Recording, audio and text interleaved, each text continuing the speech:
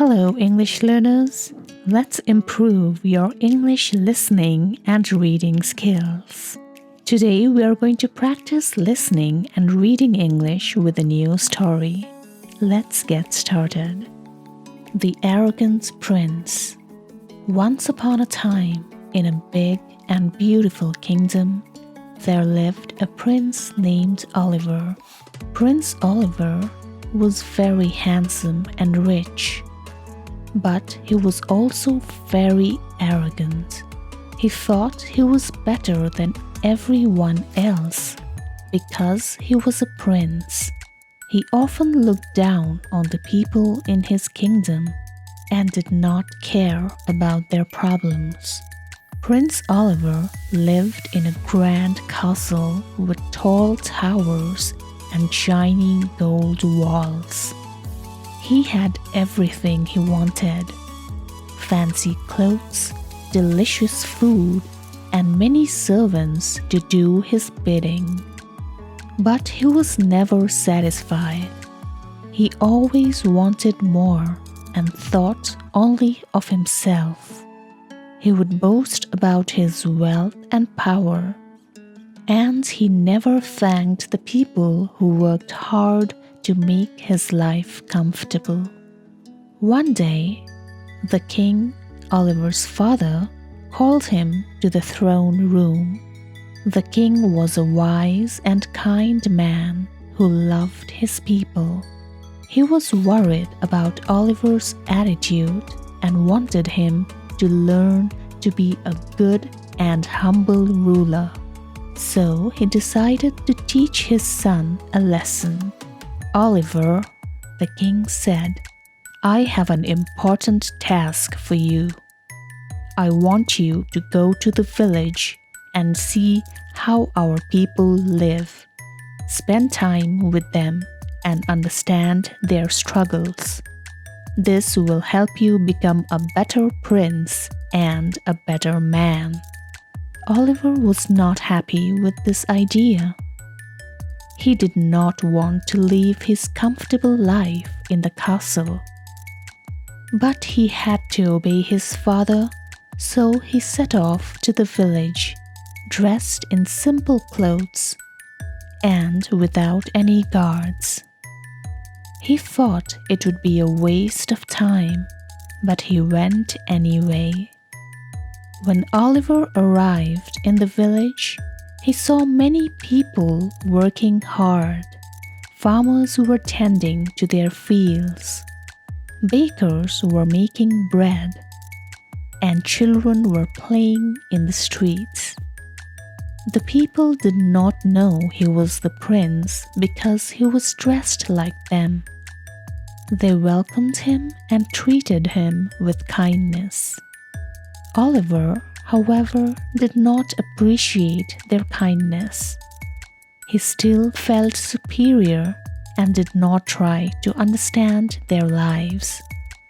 He complained about the simple food and the hard work he saw. He did not help anyone and often made rude comments. The villagers were polite, but they could see that Oliver was arrogant. One day, Oliver met a young girl named Emma. She was poor but cheerful and kind. She lived with her grandmother in a small cottage and worked hard every day. Emma invited Oliver to have dinner with them. The meal was simple, just bread and soup. But Emma and her grandmother were happy to share what they had. As they ate, Emma talked about how everyone in the village worked together and helped each other. She explained that they might not be rich, but they had love and friendship, which made them happy. Oliver listened but did not understand. He still thought that being rich and powerful was more important. After dinner, Emma's grandmother asked Oliver if he would help them with some chores. He grumbled but agreed. They asked him to fetch water from the well, chop wood for the fire, and help with other tasks. Oliver found the work hard and tiring. He had never done such things before and complained a lot. But Emma and her grandmother thanked him for his help and treated him kindly. As days passed, Oliver started to see the villagers differently. He saw how they worked hard every day and helped each other without expecting anything in return. He noticed how they were happy with simple things, like a warm meal or a kind word. Slowly, Oliver began to change. He started to help more and complain less. He listened to the villagers' stories and learned about their lives. One day, a big storm hit the village. The wind was strong and the rain poured down heavily. The villagers' homes were in danger and they needed help. Without thinking, Oliver jumped into action. He helped the villagers secure their homes, brought food to those who needed it, and made sure everyone was safe. He worked alongside the villagers without expecting any special treatment. After the storm passed, the villagers thanked Oliver.